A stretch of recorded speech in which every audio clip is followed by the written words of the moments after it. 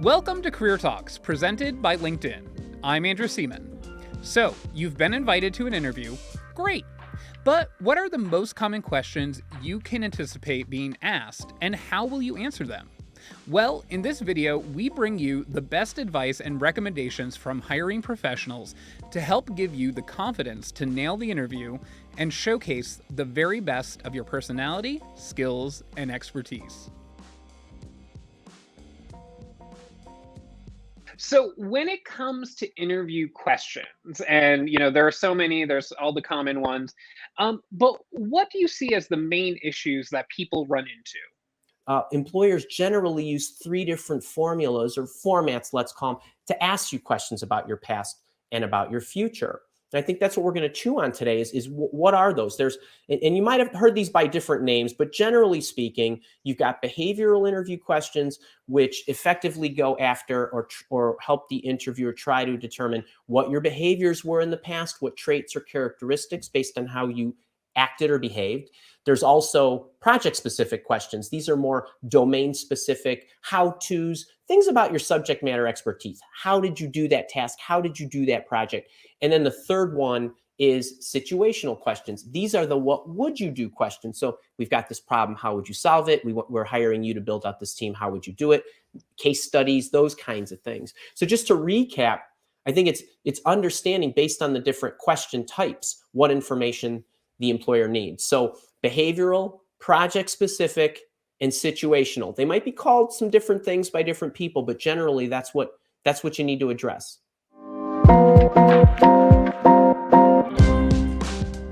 There's always the question that people get to when they say, why should we hire you? Which it always seems like sort of a resigning question, like, do my work for me. Why should I hire you? What's your advice for people who come up against that question? So the first step you want to do is to have more of a consultative approach. So if you are, like as we're talking about, if you are the doctor diagnosing the problem, if someone says, why should we hire you? Well, first review the role. Say, well, looking at the role as we went over the job description and in the interviews, it looks like the top three priorities are first, onboarding new clients. Second are, creating, different ways to report on their progress. And third is upselling clients, right? And so that's what you'd start out with, is you're really meeting them where they are. The second step would be to describe relevant experience and skills.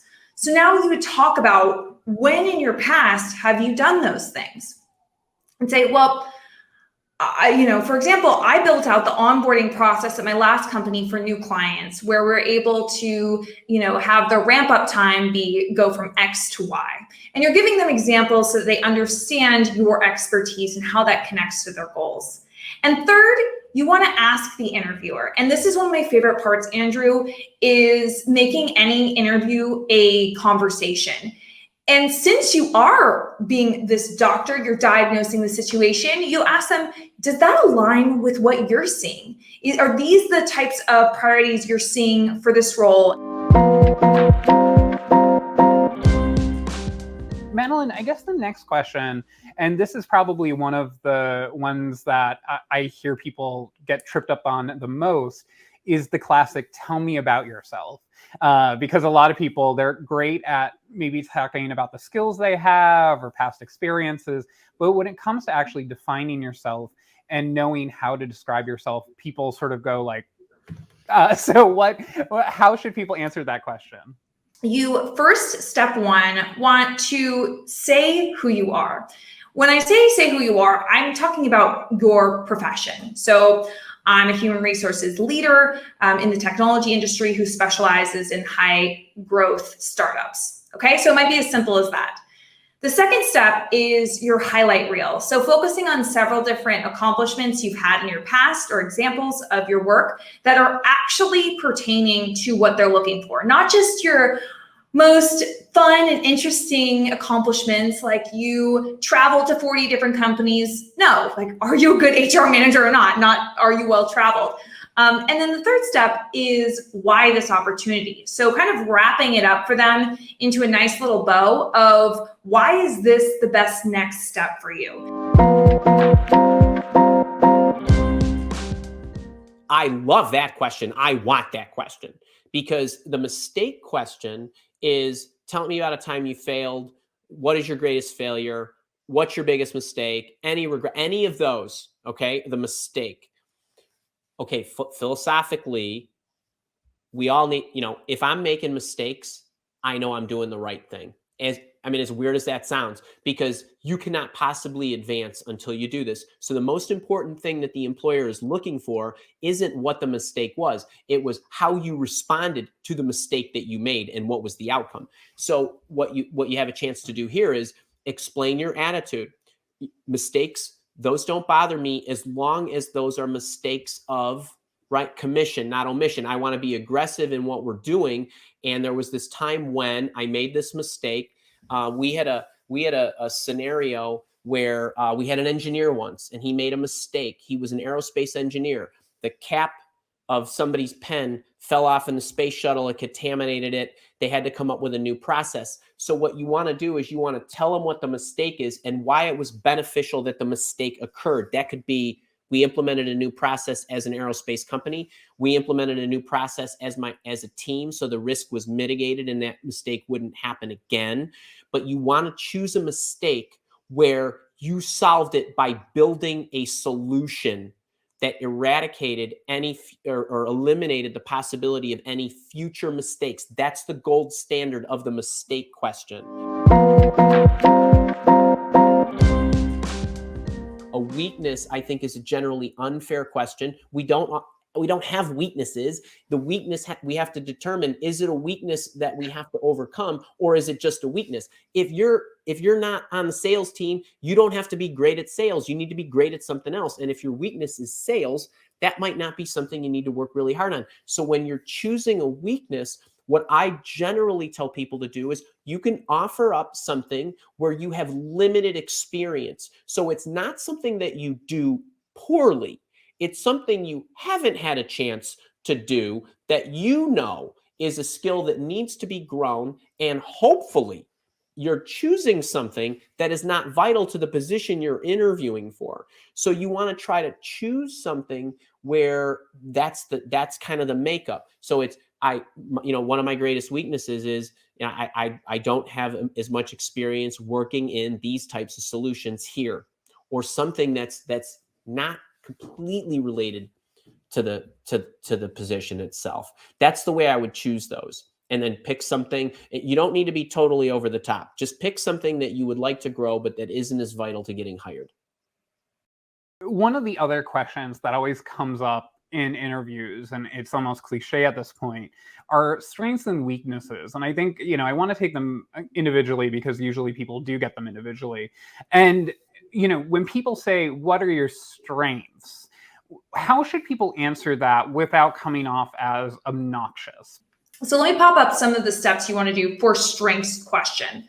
So first, you want to name the strength that matches a key competency for the role. Now, I'm not someone who typically says you should self-describe all the time in the interview, but here you might say, okay, one of my best strengths is really detailed project management. Okay, so you're stating that, but here's the key, Andrew. In order for us to move away from being braggy or just kind of not having enough content in there for them to truly believe it's your strength, you need to then give them an example of a time you exemplified that strength. So for example, I built out the entire project management flow for my last company where I did X, Y, and Z, which led to A, B, and C results. So then it feels like they truly can see your strengths because you're giving an example versus you just being like, I'm just really organized. I am a driven professional and you can always count on me. No one wants to hear that. So when it comes to the weaknesses, I think a lot of people fall on the crutch of, and again, I think this might be a cliche, where they say, I work just too hard, or I'm a perfectionist. And it's just like, no, you're not. And I think most people will say that that's a terrible answer.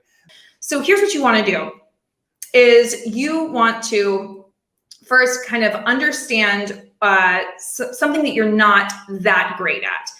It's obviously has to be related. Like, I think once I was like, oh, I'm bad at memorizing things. I think I said that when I was in college, when I was interviewing for something. the job had nothing to do with memorization, but I just blurted out. You want to name something that's actually legitimately a skill that could be used in the job. So you name something you're not that great at. And then the step 2 is what's so important, is that you explain how you've been working on it. So this shows that you're humble, you notice that you're not perfect, but you're someone who is constantly trying to get better and improve yourself. And then the step 3 is explain the results of you working to improve. So this could look something like, I've never been that good at sales. And I thought that was okay, but actually working in human resources, I've learned that there's a lot of internal sales that has to happen in order to get buy-in on a lot of my major projects. So what I've been doing is I've been reading To Sell is Human by Daniel Pink, and I've been doing this and that.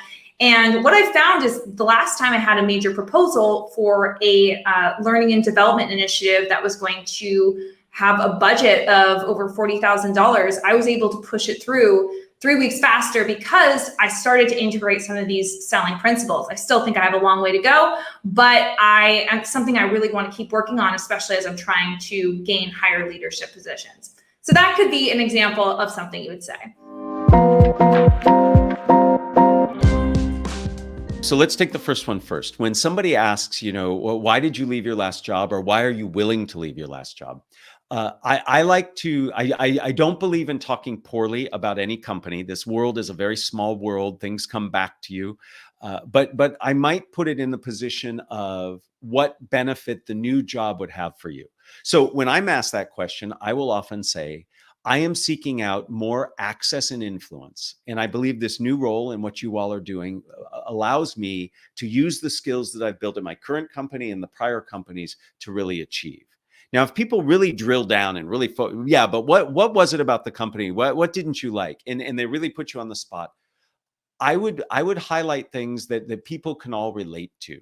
So instead of getting very specific, well, this one manager was a real jerk and blah, blah, blah. I would say we were rapidly growing. And as part of that rapid growth, we lost our way and our focus. And I am somebody who's very mission driven and believe in the values. And one of the things I like about your company is how strongly you have a mission, vision, values. So again, keep it to something people can relate to, but also something that demonstrates about who you are and what the new job means for you and hopefully for them. When it comes to salary expectations, you should do your research. That is, you should know what's important for you and the salary that you need to have the life you want to have. And you should also try to do your best with understanding what's possible in terms of the range that you're being offered. And you should have an idea. There's a notion in psychology and behavioral economics called anchoring. And anchoring is where you start the conversation from. So if I throw out a number, that becomes the anchor point from which we discuss. So you should have an anchor salary in mind. And you can be flexible. You could say, what I'm looking for is a total compensation package that at the end of the day means this much money for me. So it's not just the actual cash they give you. It might be stock options or paid time off. There are lots of things that go into a complete compensation package that you need to factor in. But definitely have a number in mind and share that number. What a lot of people do is say, well, I'm happy to come work here and whatever you've got is good. As a manager, you want to pay the person the least amount you can in the range so you have more growth room for them. As an employee, you want to be towards the top of the range because you want to start there and grow from there. So you want to have that anchor point in mind, and it comes from doing research. Yeah, I really like that advice, and I fully endorse the whole anchor theory. And in fact, there are a lot of municipalities, there are some states that are actually making it illegal for people to ask your previous salary because they know how detrimental that could be to your next salary number. So make sure you're aware of your local regulations on that. Where do you see yourself in 5 years? Because that may be on the lifespan of a job. Okay, yeah. So before we go through all of the steps, I do want to say that where do you see yourself in 5 years is this question that is actually, I've seen so many people get rejected because of this question. It happens all the time. And a lot of people, the way that they'll answer is they'll say something like, In about 5 years, I'd really be interested in opening my own coffee shop. I'd love to move to closer to my family, maybe have like our firstborn kid, and then maybe have the title of, X or whatever, right? That is not what the company wants to hear. It might be the truth, but you're taking this answer in different directions than what's important to the company. Going off of what you said, Andrew, what the company is looking for is, how does this role fit long term? Are you going to leave us as soon as that location down the street where you can rent out for your coffee shop opens up? And this is why so many people lose the opportunity when they answer this question, is because they might even say a different type of profession or a different type of industry. And it really shows the company, okay, you're just taking this job to fill a hole right now until you can get your dream job. And these companies are looking for longevity. There's many good ways to respond to this question that I don't think is a great question, but I think there are many good answers. One could be, I continue seeing myself on this trajectory because I would like to work toward whatever this goal is, whatever this function is, whatever this title is, that's okay. But you need to say, the reason that that's important to me is because I feel like when I can get to that capacity, that I will be able to add value to this company, add value to the world, or whatever. And as long as I am on that trajectory, I am going to be okay. And I know I will be happy. And regardless of what that title is, because I know, tomorrow's promised to no one, or the story doesn't always, go the way we think. But as long as I am on that trajectory, I know I'm going to be happy. And I know that because I've been thoughtful about identifying what's important to me, my requirements in a job and a career. I'm proactive and plan my career. Right? Most people do not do that. So anything that you can work in that talks about where you'd like to go, why you'd like to go there, and the reason is because the value I'm going to create is, and the reason I know that this is the right trajectory for me is because I did all this self-awareness stuff. Do you see the elements that go in there? Those 4 things need to be in there. So you can package them up however you want, and you can get into detail about all these different things. But if you hit those things, there's no way they cannot like what you're saying. That's how I would approach that. Back to the formula. So when you're trying to remember what you want to say, you've given yourself an outline of your 5-year plan. Response, that is. Thanks for watching. Some great advice there. Hope you found it useful and informative. If you're looking for additional guidance on your career journey, click the buttons on the screen to see the next video in the series, or watch the full-length episode for more tips. Both videos are also listed in the description below.